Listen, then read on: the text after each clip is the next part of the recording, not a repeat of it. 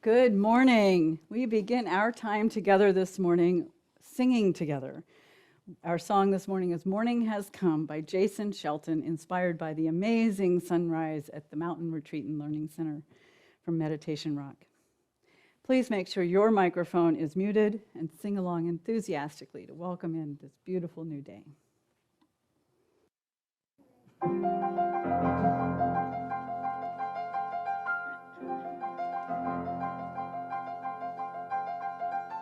Morning has come, arise and greet the day.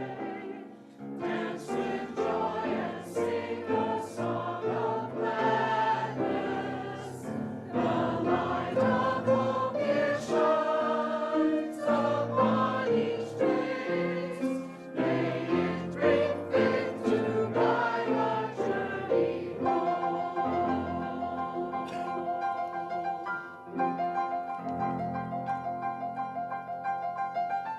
A new day dawns, once more a gift is here. Wonder fills this moment shared together. The light of peace here shines upon each face. May it bring faith to guide our journey home.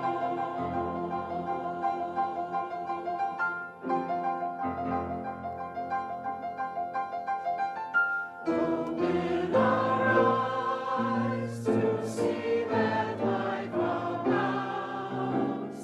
Open hearts to welcome it among us. The light of love here shines upon each face.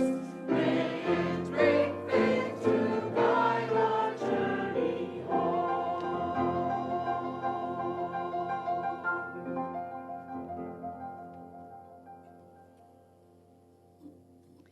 Good morning and welcome to the Unitarian Universalist Congregation of Gwinnett. My name is Jan Taddeo. My pronouns are she, her, and hers, and it is my great pleasure and a distinct privilege to serve our faith as the minister of this congregation. It's so good that we can be together in whatever way possible this morning. So glad you're here. Thank you. If you have a chalice at home that you would like to light with us in a few minutes, please have it ready. We arrive from many places and many life experiences as we gather to recall our true selves, reflect on the meaning of our lives, and explore questions of ultimacy together. We are people who are new to Unitarian Universalism, and we are lifelong Unitarian Universalists. We are people of many religious beliefs and spiritual practices. We affirm and promote the responsible search for truth and meaning. We are people of many genders, sexualities, ethnicities, origins, ages, shapes, sizes, and expressions of our true selves. We affirm and promote the inherent worth and dignity of all people. We are people of all ages and family structures, and we each bring gifts, talents, and passions that serve to affirm and promote communities with peace, liberty, and justice for all. We are people of covenant who engage with one another in ways that promote and affirm justice, equity, and compassion in human relations. We are people who care deeply for our planet and understand we are inextricably and profoundly connected with the web of all existence. We are people who welcome all who are seeking a community of faith that welcomes your whole self, all that you were, all that you are, all that you yearn to be. And you are just where you should be, in a room full of compassionate, thoughtful, Unitarian Universalists, ready to meet you where you are. You are welcome here. You are home. If you are a newcomer this morning, we welcome you and hope you will indeed find your spiritual home here with us. We are becoming a radically welcoming sanctuary in a green space. We foster spiritual growth as we joyfully nurture connections and community within our walls and beyond. If this is your first time here with us, I encourage you to join us several times to experience the full flavor of this faith tradition and this congregation, and come be curious, courageous, and compassionate with us.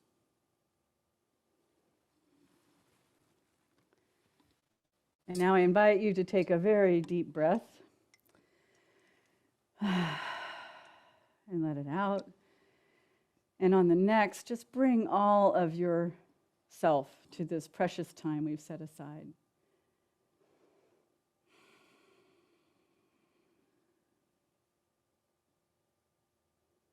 And now as sound moves through us and around us, may we be reminded how deeply, inextricably, profoundly interconnected we are with one another, all life and beings on this planet, and all the stars in the cosmos. We are one. We are one.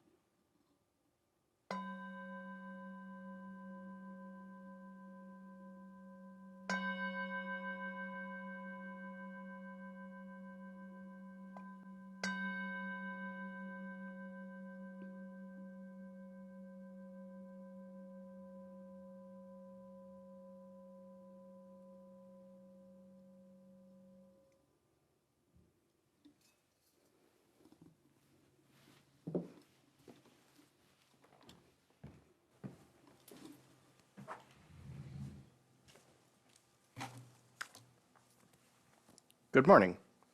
Our opening words this morning are by the Reverend Kimberly Ann Tomchak Carlson. It is not by chance that you arrived here today. You have been looking for something larger than yourself. Inside of you, there is a yearning, a calling, a hope for more, a desire for a place of belonging and caring.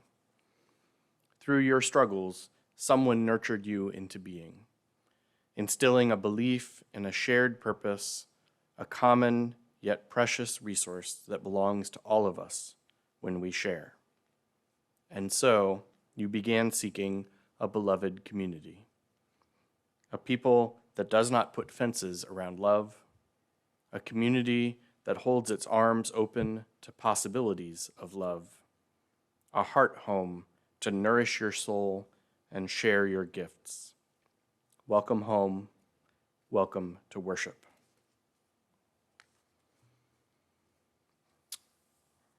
A communion of heart and soul by Reverend Bruce Southworth, as our chalice lighting. For the gift of this day and for our community of spiritual nurture and compassion, we give thanks. We light this chalice as a symbol of our faith. May our many sparks meet and merge in communion of heart and soul.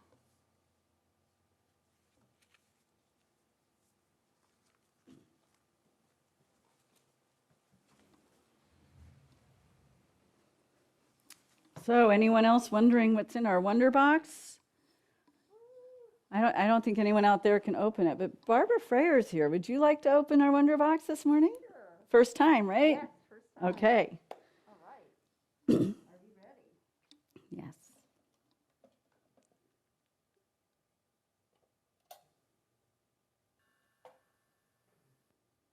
Wow, what is that?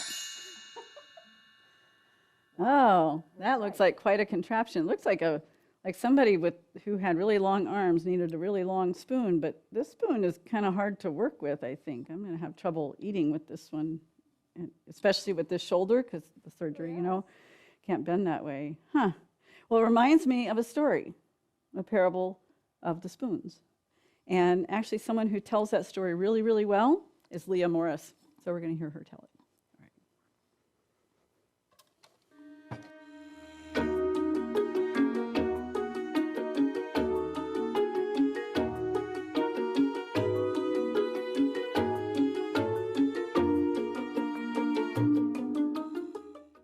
Let me tell you the parable of the spoons.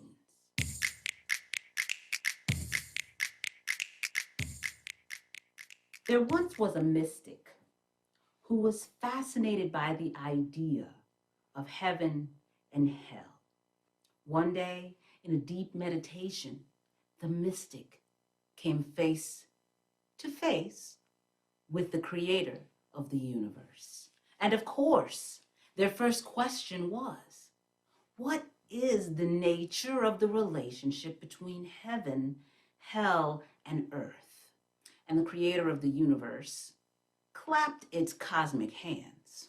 And immediately the two were in a room. In the center of this room, there was a round table. And in the center of that table, there was a roaring fire. Over the fire, there was a huge cauldron of a seething stew with a smell so enchanting that the mystic was drawn closer to the table, but not too close, because all around the table, there were sickly, unhealthy, groaning people, each of them with a long spoon, long enough to reach the cauldron in the center of the table, but not long enough to feed themselves. And they all struggled and they tried hard, but they never quite managed. The mystic didn't need to ponder long to understand that this was hell.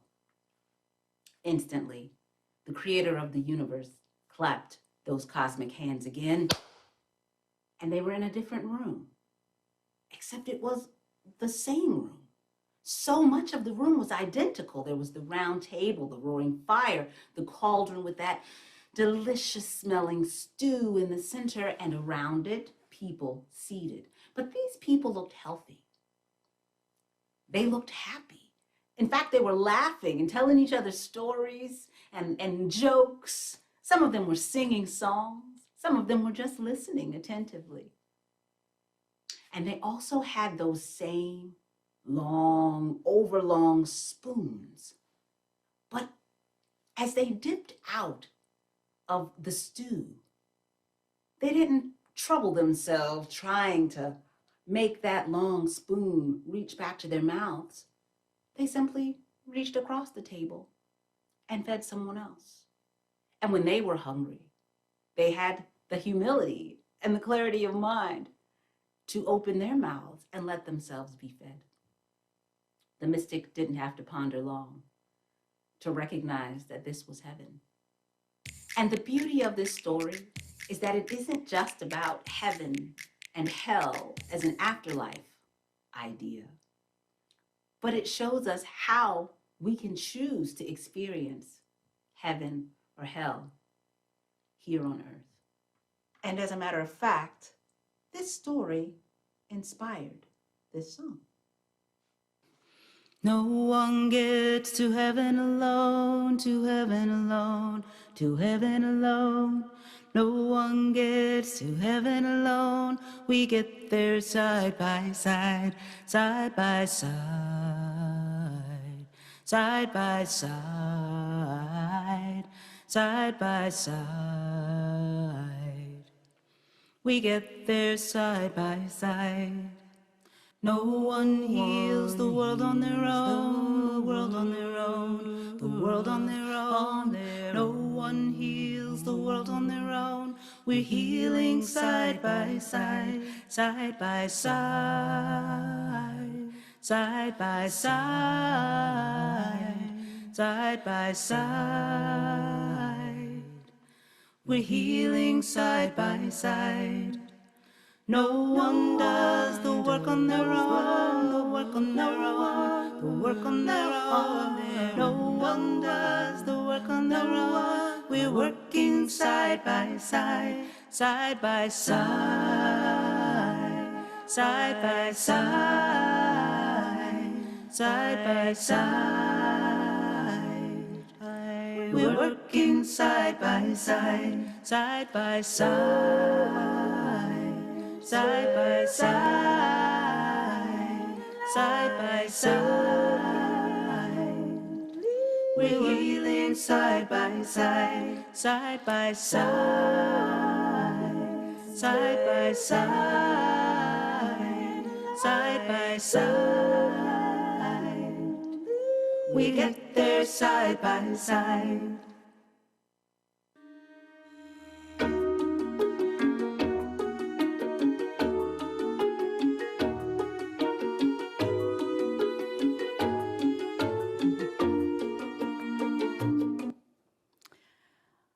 Thank you for listening to Leah's story about the parable of the spoons. And I love that song, Side by Side, so much. And when we purchased the video, we also got the audio. And I've added this to our collection of songs we can sing on Sunday morning. So let's practice it together with Leah leading us side by side. Here we go. No one gets to heaven alone, to heaven alone, to heaven alone. No one gets to heaven alone. We get there side by side, side by side, side by side, side by side. We get there side by side. No one heals the world on their own, the world on their own, the world on their own. No one heals the world on their own. We're healing side by side, side by side, side by side, side by side. We're healing side by side. No one does the work on their own, the work on their own, the work on their own. No one does the work on their own. We're working side by side, side by side, side by side, side by side. We're working side by side, side by side. Side by side, side by side. We're healing side by side, side by side, side by side, side by side. We get there side by side.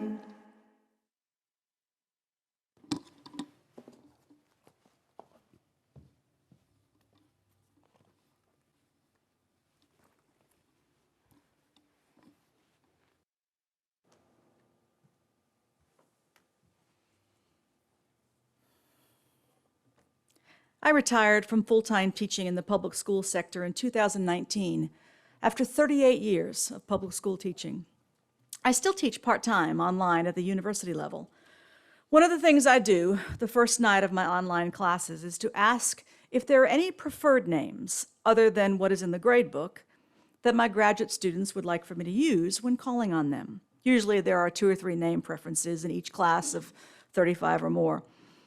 Last week, for the first time in 6 years, I had a conversation with one of my students about this process. He stayed after the last night of class to thank me for asking and calling him by his preferred name, which held historical and familial deep meaning for him. None of his other professors had ever used anything other than what was in the grade book. Near the end of his 33 required Masters of Teaching hours, and I was the first. As an ESOL teacher, he recognized the importance of family names.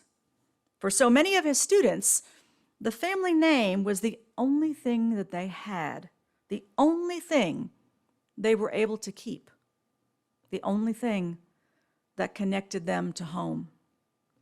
It was important to them, and he always asked and made every attempt to use those preferred family names when he could, and I was the first one to do that for him. He reminded me of the power that I and teachers hold and how honoring this one small thing can, in turn, empower our students to truly be themselves. I think cultivating relationships in community has a lot to do with empowerment. This past weekend, Bob and I's middle daughter got married, and I saw modeled in my new son-in-law that same kind of empowerment and how it can truly build a sense of community. After the rehearsal dinner, as we were packing up our various cars to head back to the rental house in downtown Wilmington, we noticed an argument festering in the area as the street festival was winding down. Strangers to us, and probably to each other, were having some sort of a shouting match in the street. One of the arguers returned back up the street a minute or two later with what looked like a pipe, or it was a stick, was in his hand. Clearly, he was intending to use it on someone's head. My future son-in-law, his brother, and Bob gathered in a quiet circle around this fellow and started talking to him. One additional groomsman leaned against the fence nearby, hands in his pockets, head down, watching and listening. And Han and I stood to the other side.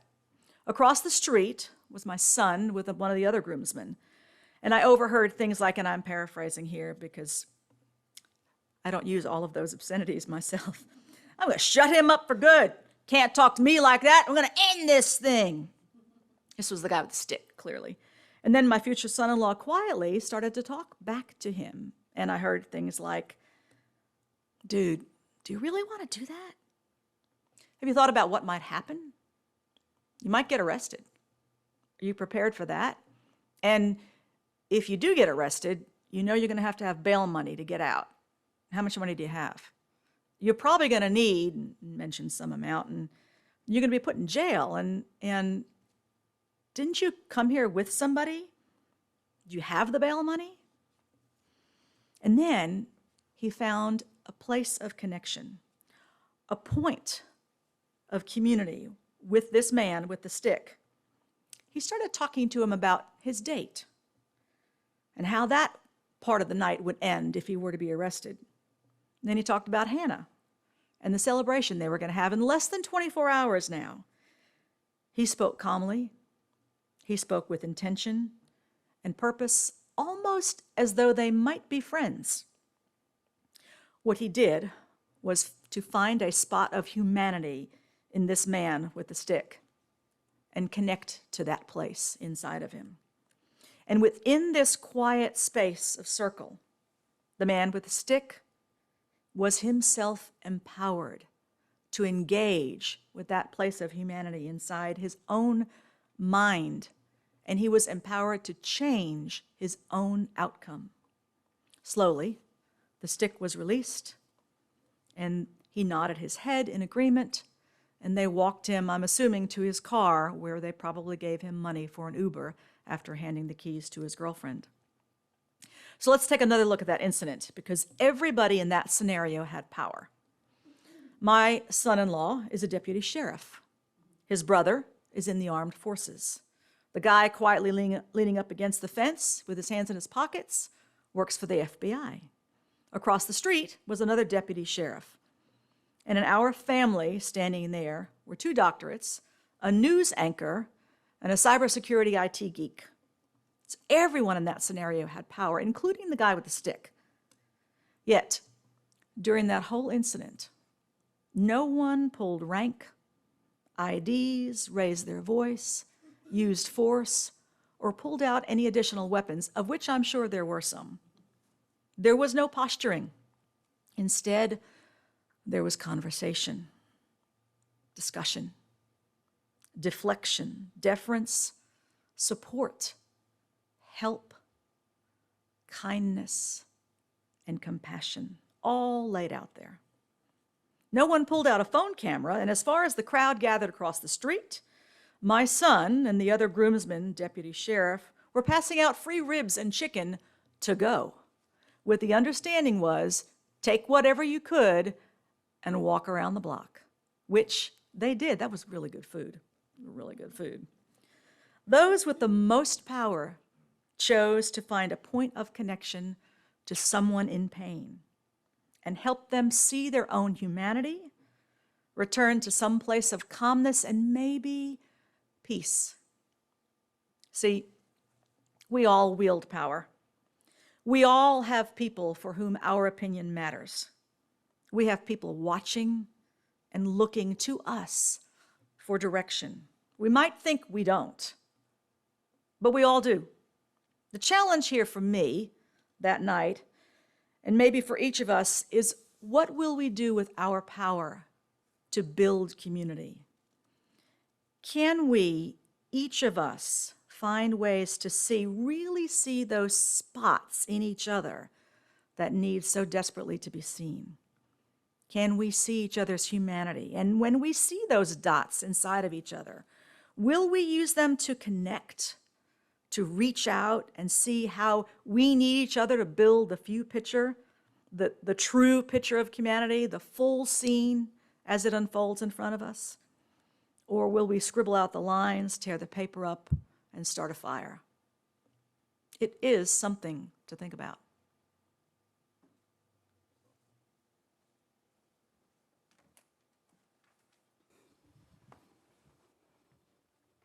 Thank you, Lydia. And now let's sing together Love Will Guide Us by Sally Rogers.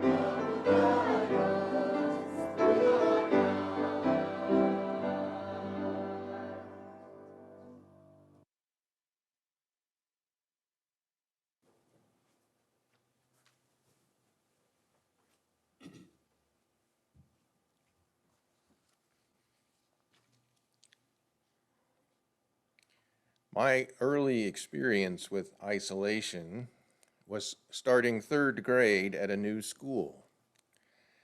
It was a big shock to be so socially isolated in such a crowd, and I suffered through until recess when I was reunited with my sister, which was a huge relief for me and a big embarrassment for her. Fast forward 50 years. And my sister and I just had a text exchange about my plan to avoid going up and down the stairs at my house after my upcoming surgery.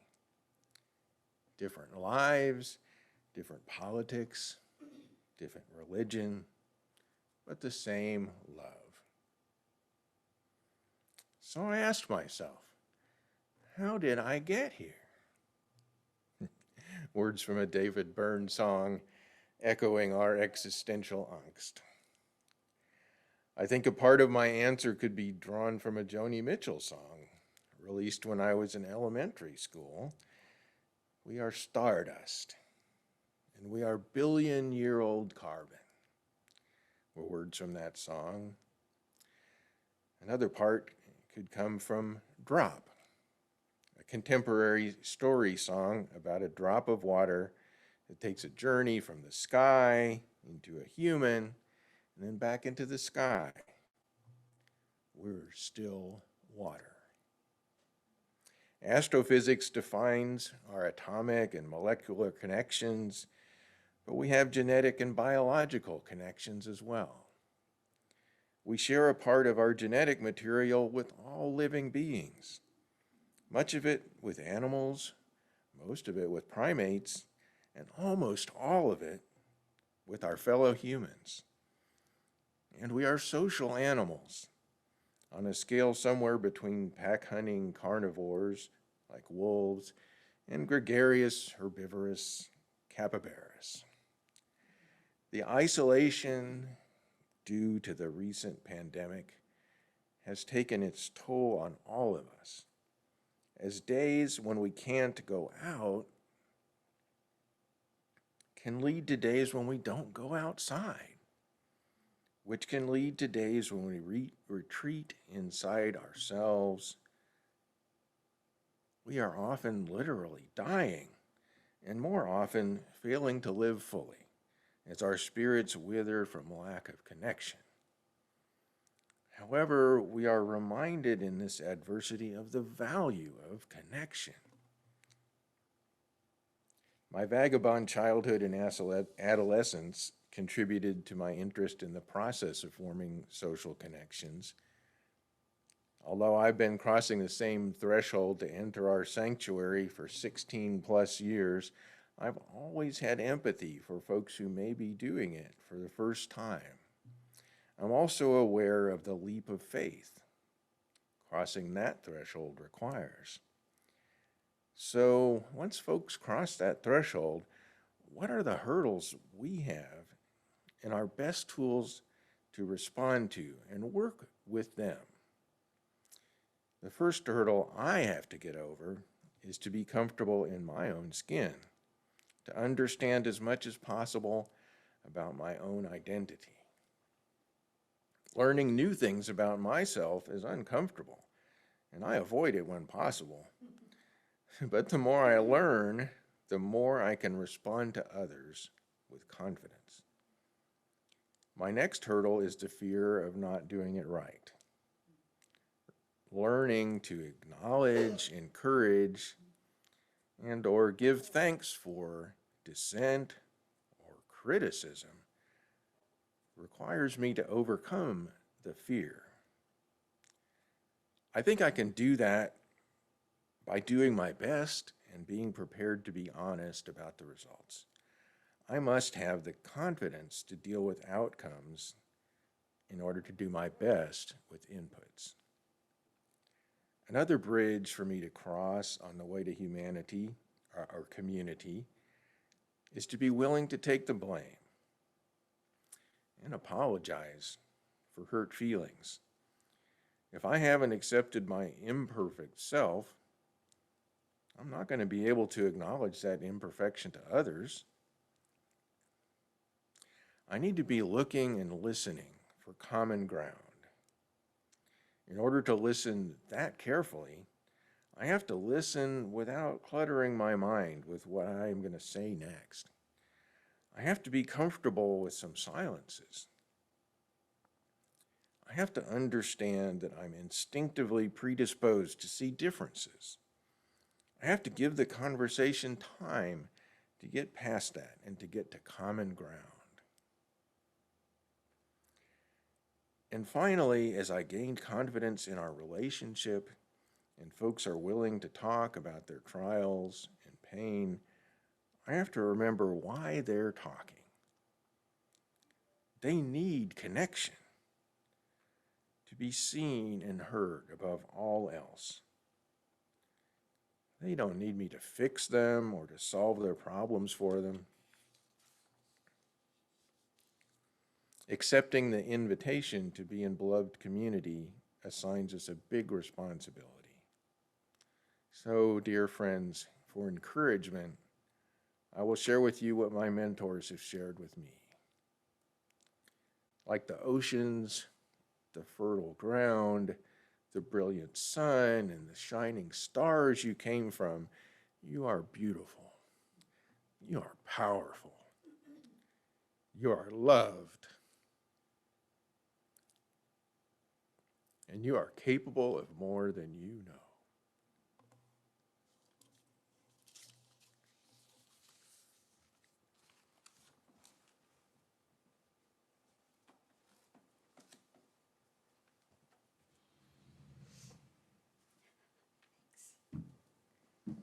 Hi, I'm Barbara Frere. Covenant Groups has been for me a safe place to cultivate new relationships in the last 2 years since we moved back to this area. And covenant groups became even more important when COVID social distancing began. In my former Unitarian church in Connecticut, I participated in many of these groups, and through some years, it really held us together and brought us back together. When we are meeting by Zoom in my group, we share many stories. I know I am heard without interruption or judgment, and they thank me for sharing. Growing up, I was rarely listened to without interruption or judgment, and no one ever said, "Thank you for sharing." Sometimes a member of our group needs to talk about a really devastating issue, and we listen. Each of us a silent witness to their pain. And a deepening of feeling happens because we see each other's most profound challenges. I feel closer to these people in our covenant group. They have been helping me settle into my new faith home. It is so good to be here. Thanks for listening.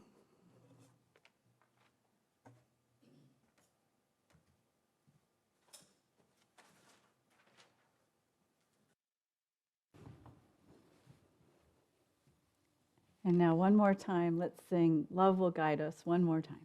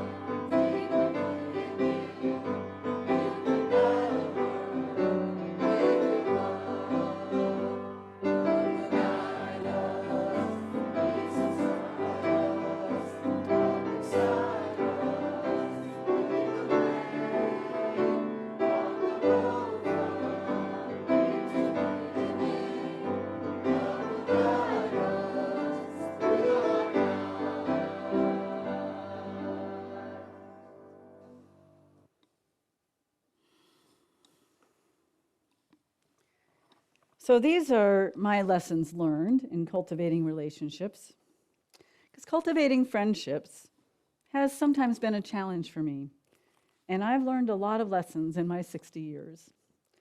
When I was about 9, I learned that it does not help to cultivate a friendship when you tell one sister the things you don't like about the other sister. Sister relationships hold priority over the friendship with the kid next door. When I was 13, in the summer between 7th and 8th grade, I traded in all my nerdy, earth-loving, studious friends, which is really more like me, so I could hang with the freaks, the cool kids. Not particularly a wise move, clearly a response to the tremendous upheaval in my family during that time. Yet it's part of the path that brought me here, so no regrets. In looking back, I also see that this was about the time I developed a weird friend jealousy. I wanted to be the only friend. I wanted to be the best friend. And now I know why my mother hated that term, best friend. Why rank friends? They are each precious in some special way. I stayed with the cool kids through my young adult years and then had the wake-up call of a positive pregnancy test that opened my eyes to the world of friends I had accumulated. They were not really the people I wanted to have around my child. Hard cutoff, and I went to church. I went back to the UU congregation where I grew up, and I was welcomed with open arms and hearts. I married Russ, I made new friends, and over time, Russ and I brought up our son in that community. We were all embraced by friendships that carried us through years of life's trials, tribulations, triumphs, joys, and celebrations. Most of those people are still our friends, and as some have passed on, I have become more deeply aware of how tenuous these connections can be. Here one day, gone the next, should have made that call. When one lives so far away from their circle of friends, it can be a little challenging to stay connected. The concept of friend feels complex to me in that it can refer to a wide range of connections from very slight to extremely tight, and sometimes they are fraught. I had a very, very close friend in Virginia for many years. We were kindred spirits. Our families went on trips together. We hung out, we went places, we created worship services and rituals together. We'd been in the same covenant group together for several years. Over a period of months, I started noticing that she wasn't calling me as often. Her emails were stilted, short, brisk, It took me almost a full year to get up the nerve to finally say, "What's going on?" We met, we talked. I had absolutely no recollection of saying what she heard me say that caused her grief and pain, but I apologized. I expressed my sadness that she hadn't come to me at the time when it was fresh, because it had stewed inside her for so long, we were never able to recover. I look back and remember that she was the friend who had warned me several times that she never lets go of grudges. And I would just laugh when she'd say that. Yeah, it was true, and I still grieve that loss. And it happened again with another very close friend. Raised our children together, shared summer trips to the beach, did healing workshops together, and shared our secrets.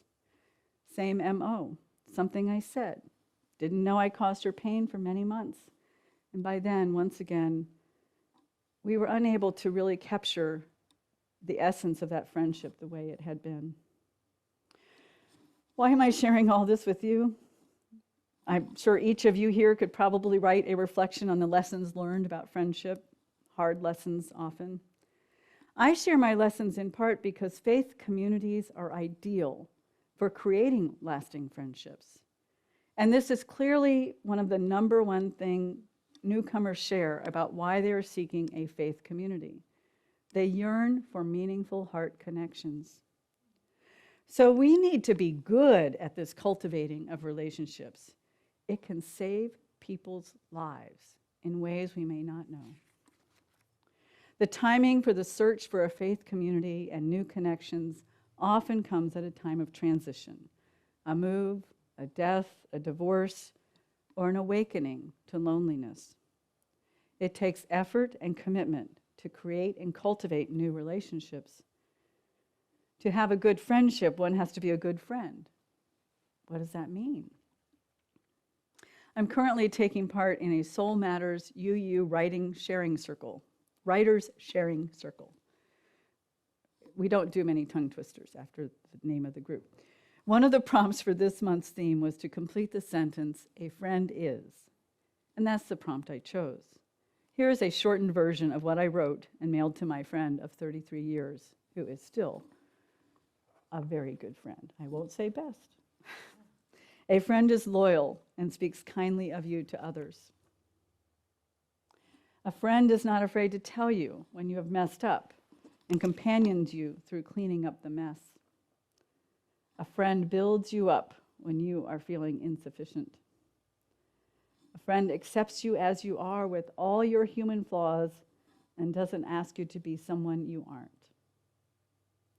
A friend allows supportive space for you to be vulnerable and real. A friend is someone with whom you feel a kindred spirit, even if you don't see everything eye to eye. A friend holds your hand and sits with you for hours in the emergency room. A friend tells you straight up when you've caused harm. Oh, that is a repeat. No, that's not right. Sorry. A friend tells you straight up when you've caused harm and wants to stay to repair and strengthen the relationship together. A friend can forgive easily and gracefully. A friend laughs at your dumb jokes. A friend is someone you can call during a crisis. A friend can sit in silence with you as you grieve, wonder, cry, rage, whatever you need. A friend makes tea. A friend has many other friends, introduces them to each other, and creates a beautiful web of connections that cultivate joy, love, care, and support for each other. A friendship is a precious gift to be cherished, nurtured, and appreciated. Some of you might notice that many of the qualities of being a good friend are also the qualities of being a minister. It is part of our shared ministry for you to care for one another.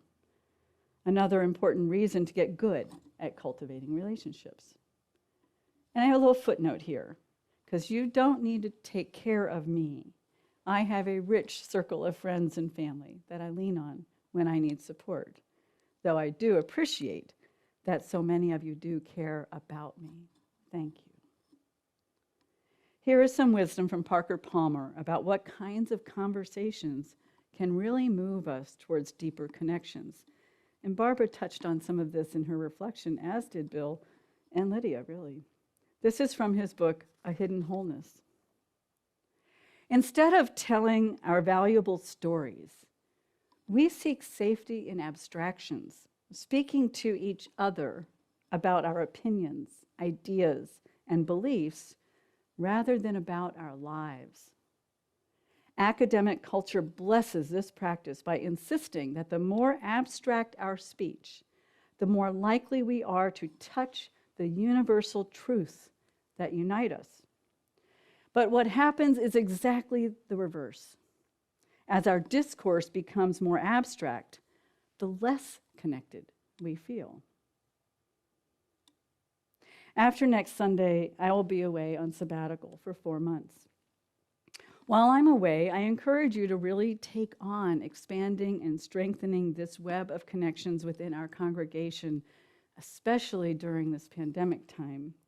We have, maybe you'll be gathering in person again by the time I get back, and that would be great, because then it's much easier to build those connections when you can be together. So consider joining a covenant group when registration opens in December. Take part in the next Starting Point program when it's offered. That's for newcomers and for established members. Find ways to share your stories with each other. Volunteer to offer a reflection in a worship service. I know the worship team would be grateful for all the support you can provide while I'm gone. In doing these things to build strong connections, you are creating a model for the wider world of what's possible when we create and cultivate strong relationships within our community. A couple of weeks ago, my physical therapist took me over to a large mirror in a frame on the floor, standalone mirror, and she had me put my good arm, I just had surgery on August 4th on this arm, so on my left arm, she had me put that in front of the mirror, and she had me put my other arm behind the mirror, and had me look at the mirror as I raised my good arm. And as I did that, I raised my right arm farther than I had yet since the surgery. I was stronger when my arms worked side by side. We are all stronger when we have loyal companions to walk side by side with us through life's joys and challenges. Remember, we are stronger together, working and healing side by side, and we need one another.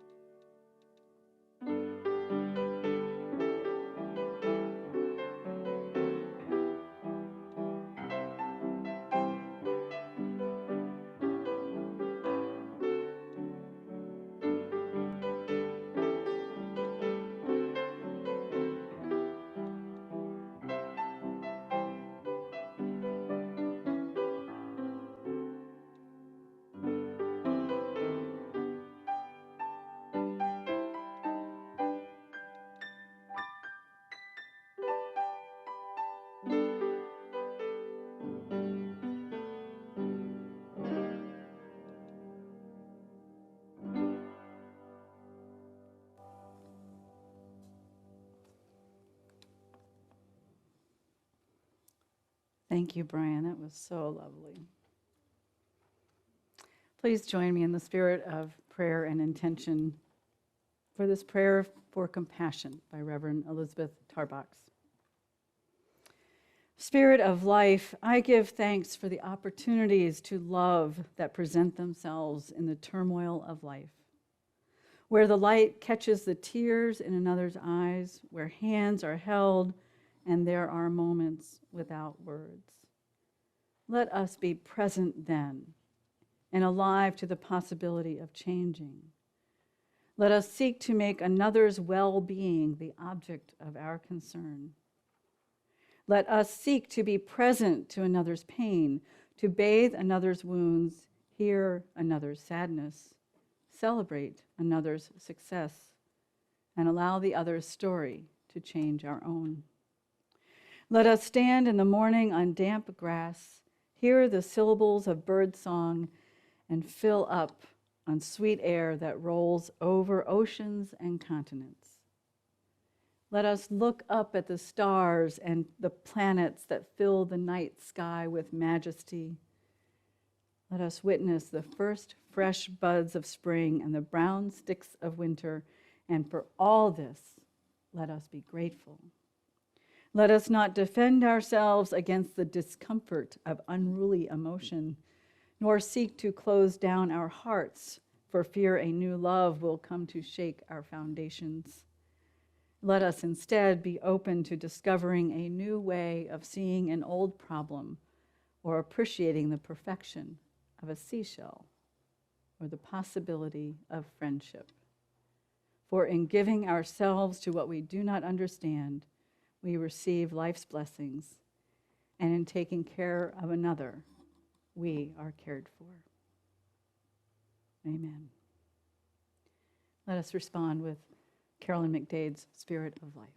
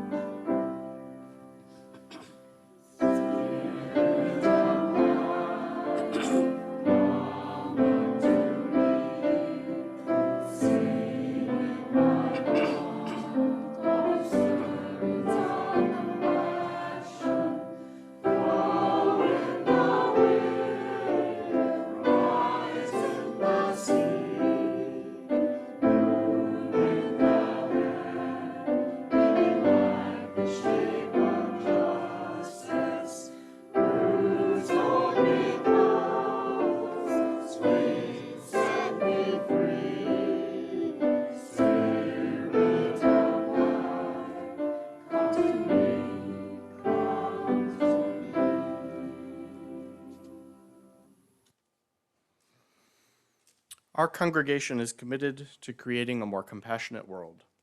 To this end, each quarter we split our plate collection with an organization nominated by people in the congregation and selected by our Give Away the Plate committee.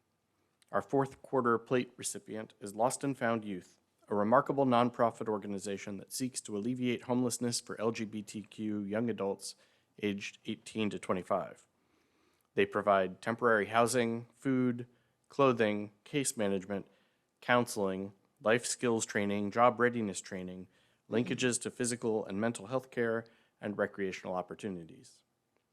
Our plate contributions also support the shared ministry of this congregation, so I ask that you please give generously to support the work of this important ministry in our wider community, as well as the vision and mission of our congregation. As we listen to our pianist Brian Bishop playing That Railroad Rag by Ed Bimberg, you will see on the screen ways to contribute to our offering via PayPal, Venmo, or by mailing a check payable to UUCG to the address shown. If you are worshiping with us for the first time, your presence here today is a generous gift to this community. You may choose to let the plate pass. The offering will now be most gratefully received.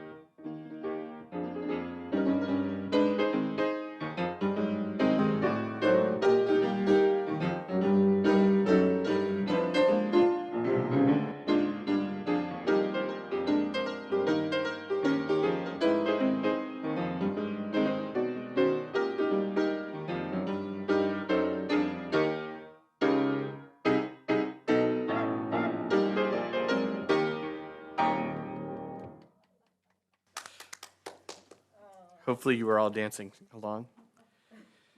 May the generous gifts received this week move us towards realizing our vision of a more connected and compassionate world.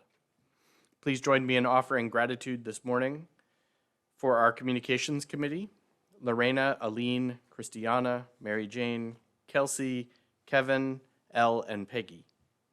We are grateful for all who brought their voices and gifts to our service today. Bill Benschuff, Barbara Frere, and Lydia Patrick for their participation. And for this morning's tech team, Tony Nastri and Barry Heath are serving as our Zoom managers.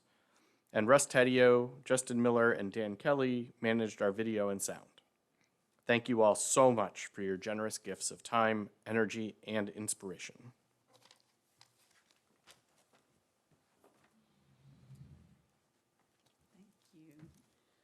And I forgot to, we forgot to discuss, because I didn't know he was going to do train sounds. So thank you, Brian. That was exceptional. We were all dancing in here. Huh? Oh, we don't know. Could ask. Yeah. Well, now is our time for our call to connection. And this is a time to explore ways to connect within our congregation and beyond our walls. First, if you are new to our congregation, oh, I have to push the right button. There we go. If you are new to our congregation, we invite you to sign up for our weekly e-news and our monthly newsletter and to check our website to look for ways to be involved. You can sign up for our e-news and newsletter by sending an email to our administrator at info@uucg.org and ask to be added to our mailing list. Also, if you've missed some past services, we're continuing to get those up onto our YouTube site. UU Gwinnett is the name of our channel, and there's a shortcut there on the screen. Next Sunday will be our annual Ritual of Remembrance. I would ask that if you lost a beloved this year, in the past year or so, please text or email or Facebook message me with their name. And what we do is put their name on a ribbon and tie it to our remembrance wreath. And I like to have those all prepared before the service so that we aren't using, so they're all ready. So please send me the names of anyone. You could even put it in the chat today because I'll look at the chat when the service is over and see what's there. Many people have already sent me names. Thank you. Our annual pledge drive is in full swing, and where budgeting process is underway. In 2022, we expect our budget to increase slightly for 3 initiatives. First, we want to believe that we will be able to return to our building in 2022, if not sooner, and offer dual platform access to most of our activities. Make sure all our programs are fully funded, and bring staff back up to their pre-pandemic schedules if needed. I really hope it's needed. We also want to continue to increase our monthly contributions from $150 a month to $200 a month towards our building reserves so that we can be proactive in repairing and replacing equipment and parts as needed and be able to respond to urgent repairs if they come up. The third initiative we are asking you to invest in is our outreach in the wider community. Working somewhat silently, but very diligently and actively is our communications committee, and we thank today for their work. Their primary focus is making sure UUCG has a presence on a wide range of social media apps and seeking ways to be more visible in the wider community. I invite you to consider the ways in which you are making meaningful connections, growing emotionally, spiritually, or otherwise through your experiences of the programs, activities, and connections here in this congregation. This community has an excellent history of coming through for each other and for the whole. Some can give much, and some can give some, and when we all give, we all rise. If you are able, please consider increasing your financial investment in the mission and vision of this congregation. We are still about $68,000 shy on pledges for next year. And we won't have any more PPP loans or endowment fund loans or refinancing to take money out. We've got to do it. This is the year. So please step up, increase if you can, and know that someone else will hold you if you are unable to give as much as you would like. Next week, we are having a new member signing ceremony for those who have already completed UU 101 and 102, or, because that was our old program, our new program now is Starting Point. If you've completed at least the first 2 sessions, then you may participate in our new member signing if you feel ready to make that commitment. Please contact me, and I will also go through my list of who I think is eligible, but let's work together to make sure you get connected if you're ready to take part in that new member signing. If you're looking for ways to be of service, every first Sunday of the month, we collect food and supplies for the Lawrenceville Cooperative Ministry. We have someone here every first Sunday with their trunk open, ready to receive your gifts from 2 o'clock to 4 o'clock. And it's a lovely time also to connect with others. So it's really fun when a whole lot of people show up with their masks and can hang out and chat a little bit. So it's a nice combination of benefits there for us and for people who are in need. Our faith development programs are up and running. We have parents of preschoolers where you need to register for our faith development programs so that you can get messages from our professional religious educator, our coordinator of family ministries, Christiana McQuain, and she will get you plugged into the right group for your family and for your children.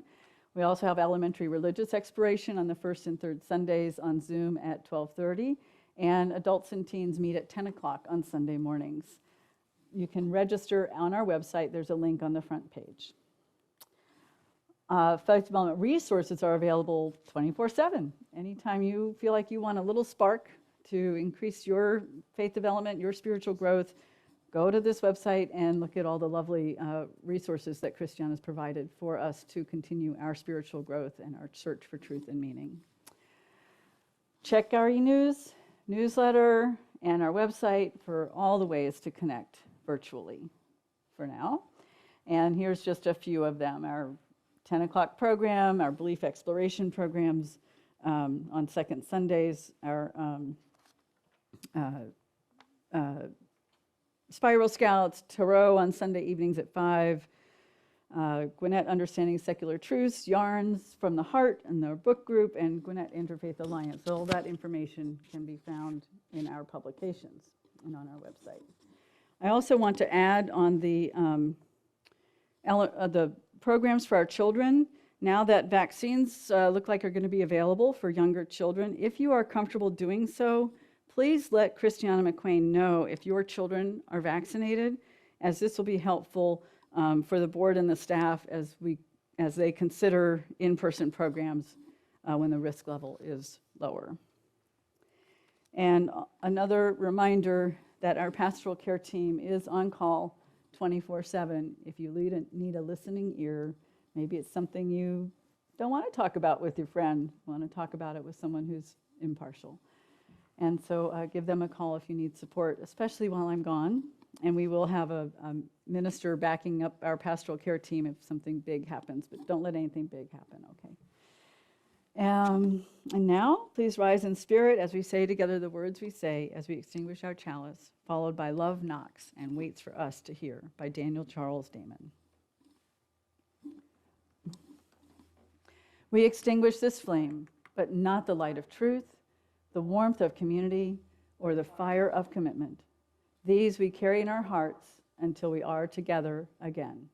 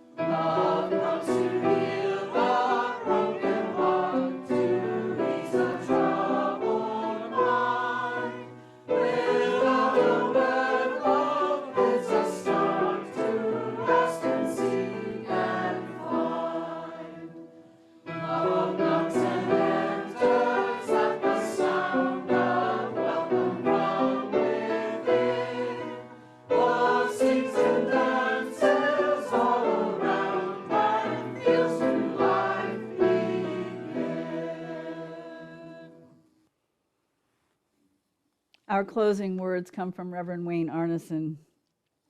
Take courage, friends. The way is often hard. The path is never clear, and the stakes are very high.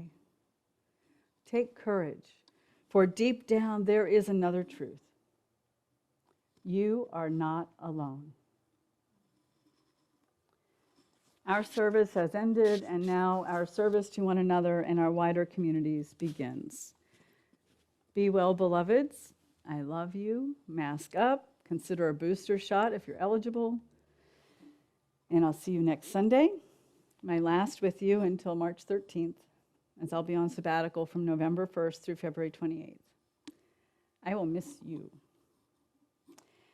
And you are in really good hands while I'm away. And now I encourage you to stay online with us for a time of connection. We'll break into groups of about 5 or 6 households for about 15 minutes. Introduce yourselves and consider sharing a story that came to your mind from this service. Blessed be.